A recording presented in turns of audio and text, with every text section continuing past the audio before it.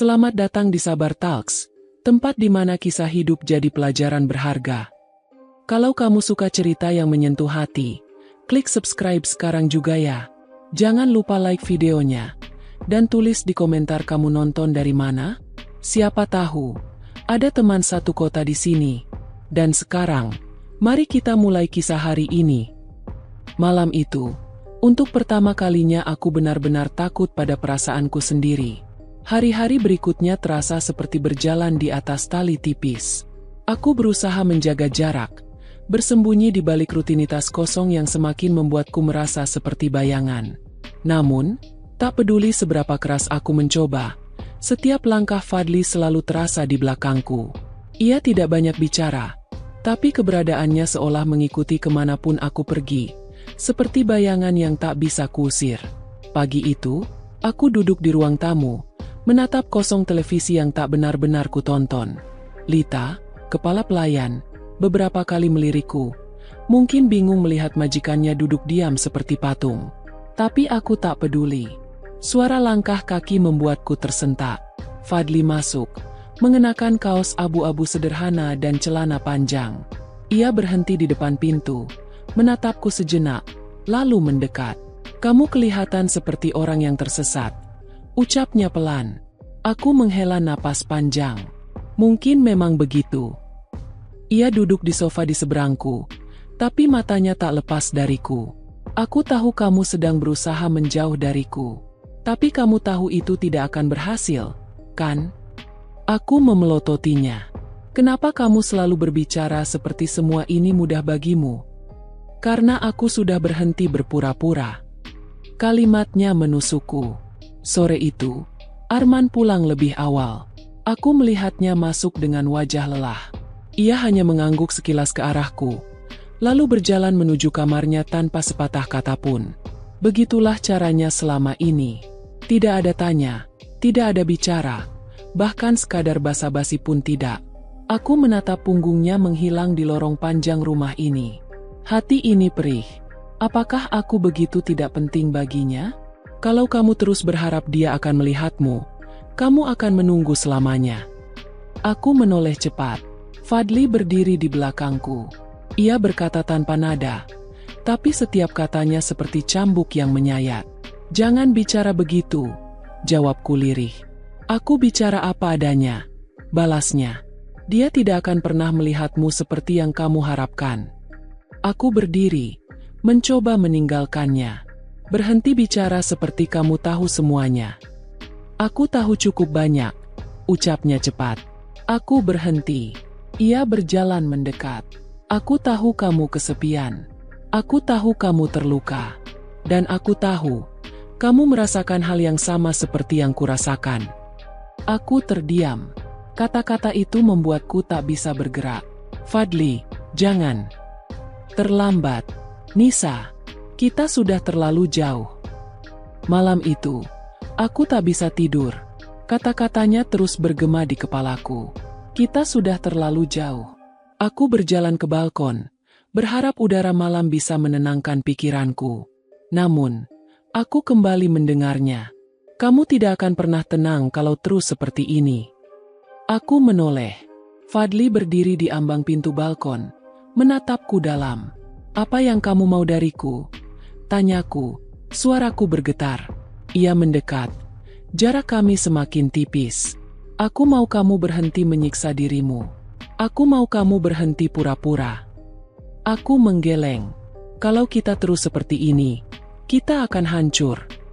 Ia mendekat lebih dekat, hingga aku bisa merasakan napasnya di wajahku. "Kalau itu yang harus terjadi, biarlah terjadi."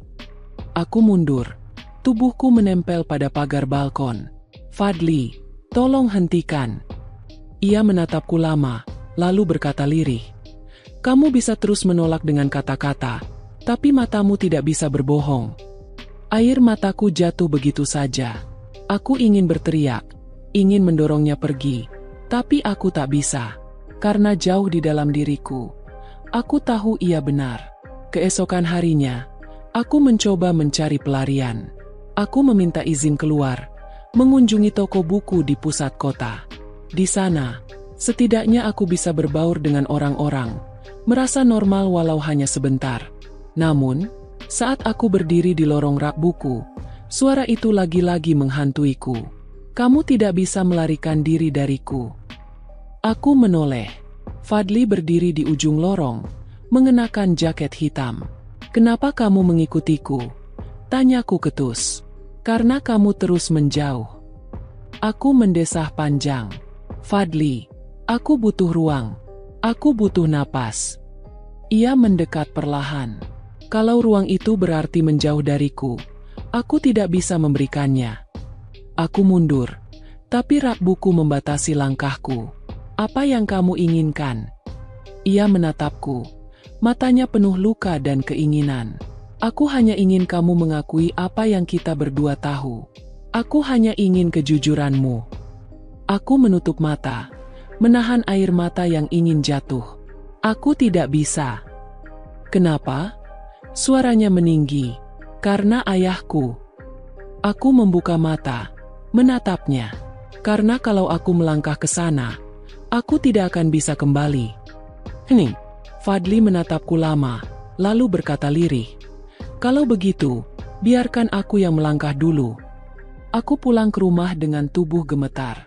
Rasanya seperti aku berjalan di tepi jurang, menunggu kapan tanah di bawah kakiku runtuh. Malam itu, aku duduk di ranjang, memeluk diriku sendiri. Tidak peduli seberapa keras aku mencoba melawan, aku tahu aku sudah terjerat. Dan jerat ini, semakin hari semakin menghancurkanku. Aku terbangun di tengah malam, keringat dingin membasahi pelipisku. Mimpi buruk yang sama terus menghantuiku. Aku berdiri di ambang jurang, dan Fadli di sana, mengulurkan tangan. Tapi di baliknya, Arman berdiri dengan tatapan tajam penuh kekecewaan. Aku tidak tahu harus memilih siapa. Dan sebelum aku sempat mengambil keputusan, tanah di bawahku runtuh. Pagi itu, rumah terasa lebih dingin dari biasanya. Lita memberitahuku bahwa beberapa anggota keluarga besar Arman akan datang sore ini. Katanya, mereka ingin mengadakan pertemuan keluarga. Aku mengangguk tanpa banyak bicara, tapi di dalam hati aku gelisah. Mereka selalu memandangku seperti duri dalam daging, seolah aku tidak pantas berada di sini. Saat aku duduk di meja makan, Fadli muncul. Ia mengenakan kemeja putih yang digulung sampai siku. Rambutnya sedikit berantakan. Pagi, ucapnya ringan. Aku hanya mengangguk, tak sanggup membalas sapaan itu. Masih menghindariku? Tanyanya sambil duduk di seberangku. Aku hanya mencoba tetap waras, jawabku lirih. Ia menatapku lama, lalu berkata pelan. Kalau kamu butuh tempat untuk waras, datanglah padaku. Kamu tahu aku ada di sini. Kalimat itu membuatku kehilangan kata. Aku mengalihkan pandangan, berharap pembicaraan itu selesai. Tapi aku tahu, di balik semua ketegangan ini, Fadli hanya ingin aku mengakui sesuatu yang selama ini kami berdua rasakan. Siang itu, aku berjalan ke taman belakang. Aku butuh udara segar sebelum pertemuan keluarga itu dimulai. Tapi saat aku melangkah masuk ke gazebo kecil di sudut taman, aku mendengar suara-suara pelan dari arah pintu belakang rumah. Aku bilang juga apa? Perempuan itu cuma numpang hidup di sini. Suara seorang wanita terdengar jelas. Dan sekarang dia mulai menggoda anaknya sendiri. Sahut yang lain dengan nada sinis. Darahku mendidih. Mereka bicara tentangku. Lagi, aku menahan napas, mencoba mendengar lebih jelas. Aku lihat sendiri. Beberapa kali dia berduaan dengan Fadli. Apa mereka pikir orang rumah tidak memperhatikan? Aku merasa lututku lemas. Seluruh tubuhku gemetar. Mereka tahu. Atau setidaknya mereka mulai curiga. Aku buru-buru keluar dari taman. Kembali ke kamar. Jantungku berdegup kencang. Jika gosip ini sampai ke telinga Arman, semuanya akan hancur. Sore itu, pertemuan keluarga berlangsung. Ruang tamu penuh dengan suara-suara yang terdengar seperti bisikan menusuk. Aku duduk di kursi ujung, mencoba mengecilkan diriku. Jadi ini istri kontra itu, bisik salah satu wanita parubaya dengan suara cukup keras untuk kudengar. Aku menunduk, menggenggam ujung gaunku. Tak lama kemudian, Arman masuk. Wajahnya datar seperti biasa. Ia duduk di kursi utama dan menyapa mereka semua. Tapi aku bisa merasakan beberapa pasang mata mencuri pandang ke arahku, seolah menunggu kesempatan untuk menjatuhkanku. "Mana Fadli?" tanya salah satu dari mereka. "Dia di atas," jawab Arman singkat. Hanya beberapa detik setelah itu, Fadli muncul. Ia turun dengan kemeja hitam, langkahnya santai. Tapi ketika matanya bertemu dengan mataku, ia memberiku tatapan yang membuat seluruh tubuhku gemetar. Tatapan itu hangat, penuh arti, dan terlalu berbahaya untuk dilihat di depan semua orang ini. Setelah pertemuan usai, aku buru-buru berjalan ke lorong untuk kembali ke kamar. Tapi sebuah suara menghentikanku. "Nisa!" Aku menoleh. Fadli berdiri di ujung lorong. "Kita tidak boleh bicara di sini," bisikku panik. "Aku tidak peduli," jawabnya sambil mendekat.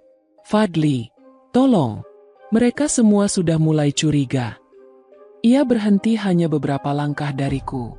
"Aku tidak peduli apa yang mereka pikirkan. Aku hanya peduli padamu."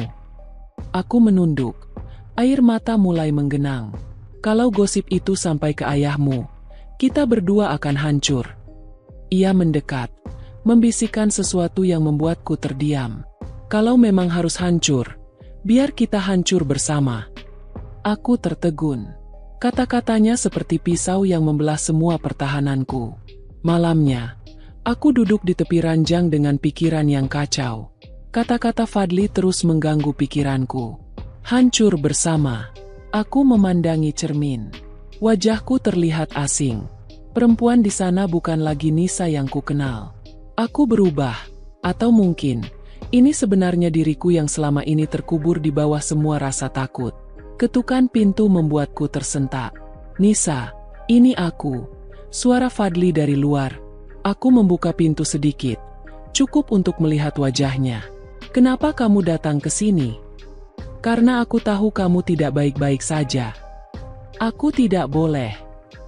"Kamu selalu bilang tidak boleh, tapi tidak pernah benar-benar menolakku," potongnya cepat. Aku terdiam. Lidahku keluh. Ia menatapku lama, lalu berkata pelan, "Biarkan aku menanggung semuanya bersamamu. Bahkan jika itu berarti kita akan jatuh." Aku menutup pintu perlahan, bersandar pada kayunya dengan napas terengah. Air mata jatuh begitu saja. Aku tahu aku berdiri di ambang kehancuran. Dan mungkin, aku sudah terlalu lelah untuk mundur. Tapi yang tak pernah kusangka, kehancuran itu datang lebih cepat dari yang kubayangkan. Pagi itu, rumah terasa berbeda. Sunyi, tapi bukan sunyi yang biasa. Seperti ada badai yang sedang menunggu untuk pecah. Aku turun ke ruang makan, hanya menemukan Lita dan beberapa pelayan menunduk. Wajah mereka kaku seperti menyimpan sesuatu. "Pak Arman ada di ruang kerja, Bu," kata Lita pelan. Beliau, kelihatannya marah sekali. Jantungku berdegup kencang. Aku tidak berani bertanya lebih jauh. Aku memutuskan untuk menenangkan diri di taman belakang. Tapi ketenangan itu hanya bertahan sebentar. Suara langkah kaki berat menghantam lantai kayu mendekatiku. Aku menoleh dan mendapati Arman berdiri di sana. Wajahnya merah, matanya memancarkan amarah yang belum pernah kulihat sebelumnya. "Masuk ke ruang kerja sekarang," ucapnya dingin. Tanganku gemetar saat aku mengikuti langkahnya. Begitu pintu ruang kerja tertutup, Arman berbalik dan menatapku dengan sorot mata yang menusuk. "Aku sudah dengar semuanya," katanya. Suaranya rendah tapi menakutkan. Aku membeku. "Apa maksudmu?" "Jangan pura-pura bodoh." Suaranya meledak. "Kamu pikir aku tidak tahu apa yang kamu lakukan dengan Fadli?" Seluruh tubuhku terasa dingin. "Bukan seperti itu." "Diam," bentaknya, membuatku terlonjak. Arman melangkah mendekat. Jaraknya hanya beberapa langkah dariku. "Aku memberimu tempat di rumah ini. Aku melunasi semua utang keluargamu. Dan beginikah caramu membalasnya? Dengan mempermalukanku di rumahku sendiri." Air mataku jatuh begitu saja. "Arman, dengar aku. Tolong. Aku tidak bermaksud seperti itu." "Tidak bermaksud." Arman meninju meja kerjanya, membuat bingkai foto jatuh. Semua orang di rumah ini sudah membicarakannya. Apa kamu tahu seperti apa aku dipandang sekarang? Istri kontrakku sendiri bermain dengan anakku. Aku terisak, tak tahu harus berkata apa. Pintu ruang kerja tiba-tiba terbuka. Fadli berdiri di sana, wajahnya tegang. Cukup, ayah. Arman menoleh cepat. Jangan ikut campur. Fadli masuk dan berdiri di sampingku. Kalau kamu mau marah, marah sama aku. Jangan salahkan dia. Fadli. Aku mencoba menahannya, tapi ia mengabaikanku. Jadi benar. Arman mendesis. Nadanya lebih tajam dari pisau. Kalau benar, lalu apa? Fadli menatap ayahnya tanpa gentar. Suasana hening. Detik itu juga aku tahu. Batas yang selama ini kupertahankan sudah benar-benar runtuh. Arman mendekat ke Fadli. Wajahnya hanya beberapa inci dari anaknya. Kamu berani melawan aku karena perempuan ini? Perempuan yang bahkan tidak layak berada di rumah ini. Jangan hina dia. Fadli membalas dengan suara keras. Dia lebih layak diperlakukan sebagai manusia daripada caramu memperlakukannya. Arman menampar Fadli dengan keras. Suara tamparan itu bergema di ruangan.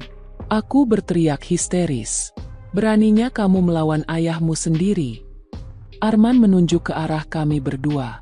Mulai hari ini, aku tidak mau melihat kalian berdua berdekatan lagi. Kalau perlu, aku akan mengusirmu dari sini, Nisa. Silakan. Fadli balas berteriak. Kalau kamu mengusir dia, aku akan ikut pergi bersamanya. Aku menatap Fadli dengan terkejut. Fadli, jangan. Tapi ia menoleh padaku, menatapku dengan sorot mata penuh tekad. Kalau ini tentangmu, aku tidak akan mundur, Nisa. Arman menatap kami berdua. Wajahnya tak bisa lagi terbaca. Ia menghela napas panjang, lalu berkata dengan suara dingin, keluar dari ruanganku sekarang. Kalian berdua. Kami keluar tanpa bicara. Fadli menarik tanganku, membawaku ke ruang tamu yang kosong. Kenapa kamu melakukan itu? Aku menangis, suaraku bergetar. Karena aku tidak akan membiarkanmu terus diperlakukan seperti sampah. Jawabnya cepat. Kamu membuat semuanya semakin buruk. Kataku, terisak. Mungkin, ia menatapku, suaranya melembut. Tapi aku tidak akan menyesalinya. Malam itu, aku duduk di kamar, tubuhku gemetar. Semua sudah terbongkar. Tidak ada lagi jalan untuk berpura-pura. Aku memandangi pintu kamar, berharap Arman tidak masuk. Tapi di sisi lain, aku takut jika pintu itu malah diketuk oleh Fadli. Aku tahu, apapun yang terjadi setelah ini, semuanya tidak akan pernah sama lagi. Dan entah mengapa, meski aku takut, aku juga merasakan sesuatu yang lebih mengerikan, kelegaan. Karena rahasia itu sudah terungkap, dan semua topeng akhirnya jatuh. Namun, rahasia yang terbuka tak hanya menghancurkan kami, tapi juga menyalakan api yang lebih besar. Esok paginya, aku terbangun bukan oleh suara pelayan yang biasa membawakan sarapan, melainkan oleh suara gaduh dari lantai bawah. Suara-suara perempuan terdengar keras, bercampur dengan nada marah yang tak asing. Aku mengenakan jilbab dan buru-buru menuruni tangga. Begitu aku sampai di ruang tamu, pemandangan yang kulihat membuatku gemetar. Beberapa anggota keluarga besar Arman sudah berkumpul. Wajah-wajah mereka penuh amarah dan jijik. Seorang wanita parubaya, yang kukenal sebagai kakak Arman, berdiri di tengah-tengah mereka seperti pemimpin perang. Jadi benar gosip itu? Suara kakak Arman melengking, menembus udara. Istri kontrakmu berani main api dengan anakmu sendiri. Aku terdiam, tubuhku membeku di tangga. Arman duduk di kursi besar, menatapku sekilas tanpa emosi. Duduk, katanya dingin. Aku menuruti perintahnya, meski seluruh tubuhku gemetar. Arman, kamu harus mengakhiri ini sekarang juga, kata wanita itu, menghantam meja dengan telapak tangannya. Kamu pikir keluarga kita akan diam kalau aib seperti ini tersebar? Dia sudah mempermalukan kita semua. Bu, tolong, Suaraku pecah, tapi wanita itu melotot ke arahku. "Diam!" bentaknya. "Kamu sudah cukup membuat malu kami. Kalau kamu masih punya sedikit harga diri, kamu sudah pergi dari rumah ini sejak kemarin." Aku menunduk. Air mataku menetes ke pangkuanku. "Arman," lanjutnya, suaranya tegas. "Ceraikan dia." Tidak ada alasan lagi untuk mempertahankannya. Ruangan menjadi sunyi. Semua mata menatap Arman, menunggu keputusannya. Pintu ruang tamu tiba-tiba terbuka dengan keras. Fadli masuk, wajahnya merah, matanya menyala seperti bara. Tidak akan ada yang menyentuhnya. Suaranya menggema, menghentikan semua pembicaraan. "Fadli!" Arman berdiri, nadanya tajam. "Tidak!" Fadli berjalan ke arahku, berdiri di sampingku seperti perisai. "Kalau kalian pikir bisa mengusirnya seenaknya, kalian harus melewatiku dulu." "Fadli, ini urusan keluarga besar. Jangan ikut campur," kata salah satu paman Arman dengan nada menahan amarah. "Aku bagian dari keluarga ini." Fadli membalas cepat. "Dan aku tidak akan diam ketika kalian semua memperlakukan Nisa seperti ini." Kakak Arman menatap Fadli dengan jijik. "Kamu sudah gila? Membela perempuan yang tidur denganmu sementara dia istri ayahmu sendiri? Kamu tidak tahu malu." Fadli mengepalkan tangan, wajahnya memerah. "Hati-hati bicaramu." "Sudah cukup." Arman menggebrak meja, suaranya seperti petir. Semua orang terdiam. Ia menatapku lama, seolah menilai apakah aku layak berada di hadapan mereka. Lalu ia menoleh ke arah keluarga besarnya. "Kalian semua keluar. Ini urusanku." "Arman, keluar," ulangnya, kali ini dengan suara yang tak bisa dibantah. Satu persatu mereka keluar dengan wajah penuh amarah, meninggalkan aku, Arman, dan Fadli di ruang tamu yang kini terasa seperti medan perang. Begitu pintu tertutup, Arman menatapku tajam. "Kamu puas? Sekarang semua orang tahu aib ini." Aku, suaraku hilang, tak tahu harus berkata apa. Fadli maju selangkah. "Jangan salahkan dia. Aku yang mendekatinya." Arman mendesis, menatap Fadli dengan mata seperti pisau. "Kamu, anak yang paling memalukan yang pernah kumiliki." "Aku tidak peduli apa kata ayah," Fadli membalas tanpa ragu. "Kalau mempertahankan Nisa membuatku jadi anak yang memalukan, biarlah begitu." Aku berdiri, mencoba menenangkan mereka. "Berhenti, kalian berdua. Ini salahku, biar aku saja yang pergi." "Tidak." Fadli membalikkan badan, menatapku dengan sorot mata tajam. "Kamu tidak kemana-mana." Arman menghela napas panjang, lalu duduk kembali. "Mulai hari ini, kamu tetap di rumah ini, Nisa. Tapi jangan pernah berada di ruangan yang sama dengan Fadli. Kalau kalian melanggar, aku akan pastikan hidup kalian berdua berakhir." Kalimat itu membuat darahku membeku. Malam itu, aku mengunci diriku di kamar. Nafasku terengah-engah, tubuhku gemetar. Pertemuan keluarga itu, tatapan Arman, kemarahan Fadli, semuanya terasa seperti badai yang menyeretku ke tengah pusaran. Aku mendengar suara ketukan pelan di pintu. "Nisa, ini aku." Suara Fadli. Aku menutup mulutku, menahan diri agar tidak menjawab. Tapi suaranya kembali terdengar. "Jangan biarkan mereka menghancurkanmu. Aku di sini." Air mataku mengalir. Aku ingin membuka pintu, ingin merasakan sedikit kehangatan di tengah semua ini. Tapi aku tahu, satu langkah saja ke arah Fadli, maka ancaman Arman akan menjadi nyata. Aku duduk di lantai, bersandar pada pintu, mendengar Fadli di seberang sana. Di rumah sebesar ini, aku belum pernah merasa sebegini terkurung. Dan untuk pertama kalinya, aku sadar, badai ini belum berakhir. Ia baru saja dimulai. Pagi berikutnya, aku bangun dengan kepala berat.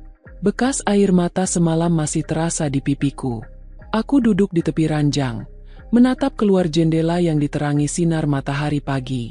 Namun, cahaya itu tak membawa ketenangan. Rasanya seperti hari ini akan membawa masalah yang lebih besar. Lita mengetuk pintu pelan. "Bu Nisa," suaranya terdengar hati-hati. "Pak Arman menunggu ibu di ruang kerja." Jantungku langsung berdegup kencang. Pertemuan keluarga kemarin masih terbayang jelas di kepalaku. Dan kini Arman ingin bicara denganku sendirian.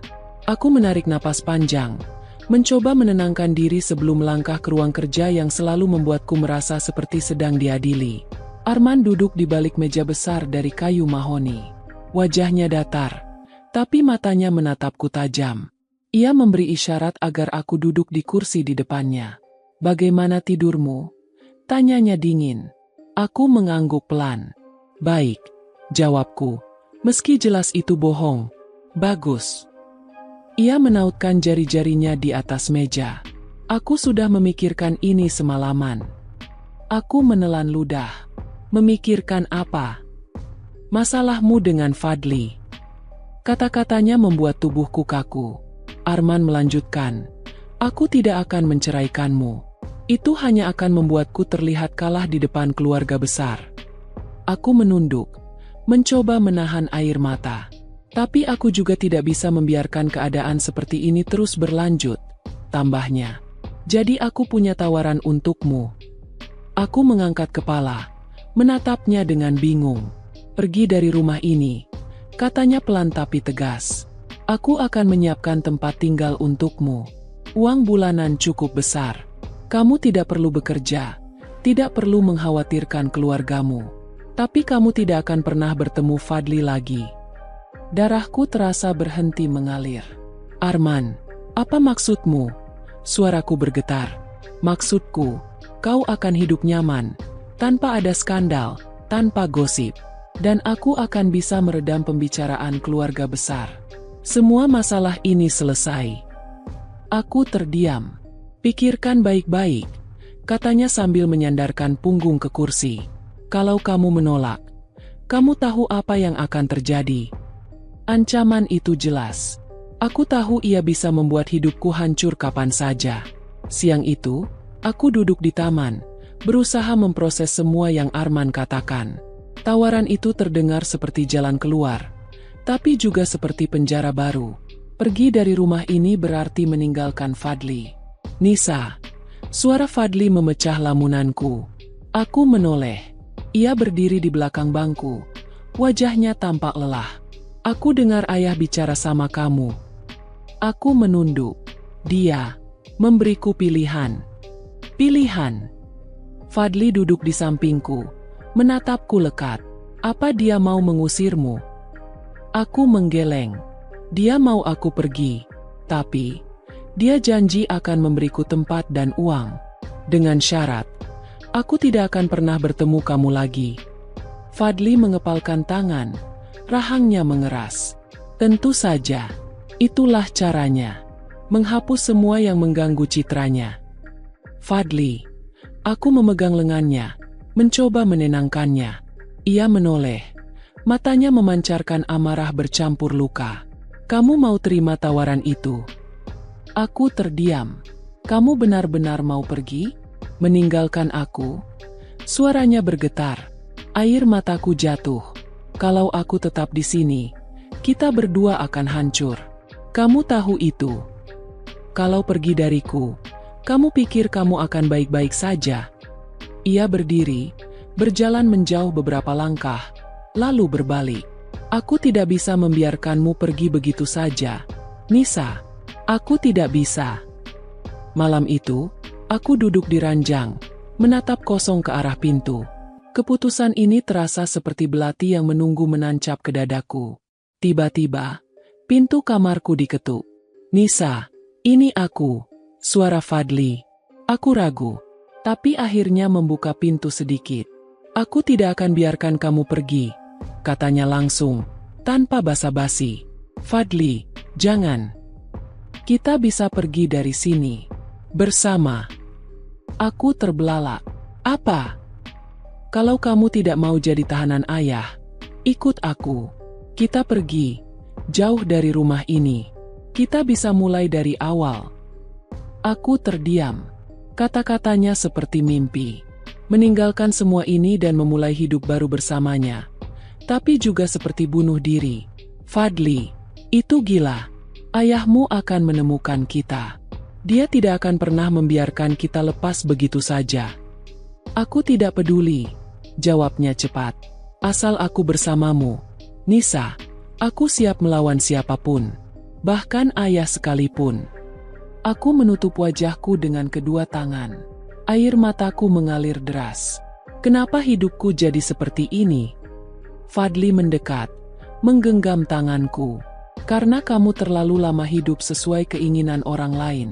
Sekarang, waktunya kamu hidup untuk dirimu sendiri. Dan untuk kita. Aku menatap matanya, mencari kejujuran. Dan di sana, aku melihatnya. Sebuah keyakinan yang menakutkan sekaligus membuatku ingin percaya. Malam itu aku tidak tidur. Kata-kata Arman dan Fadli berputar di kepalaku seperti pusaran badai. Tinggal berarti hidup dalam ketakutan. Pergi berarti kehilangan Fadli. Tapi ikut Fadli berarti melawan segalanya. Aku tahu satu hal. Apapun pilihanku, hidupku tidak akan pernah sama lagi. Dan untuk pertama kalinya, aku mulai berpikir,